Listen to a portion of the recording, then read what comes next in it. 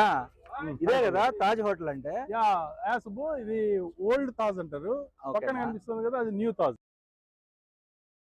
అవునా? ఇదేంటంటే అంటే ఓల్డ్ తాజ్. ఇందులో ఫస్ట్ 2008లో మొన్న బాంబ్ బ్లాస్ట్ జరిగింది కదా, ఆ కసబ్ ఓకే. అని ఉరి తీసేసాము, అక్కడ జరిగింది.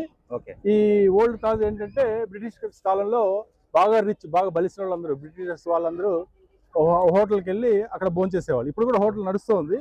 ఆ టైంలో మన రతన్ టాటా ఉన్నారు కదా, ఆ రతన్ టాటా వాళ్ళ నాన్నగారు భోజనానికి అని వెళ్తే, మించి రిచ్ అయినా సరే నువ్వు నల్లోడివి, ఇండియన్కి హోటల్లో అనుమతి లేదని చెప్పేసి మెడబట్టి బయటకు దుబ్బడం జరిగింది.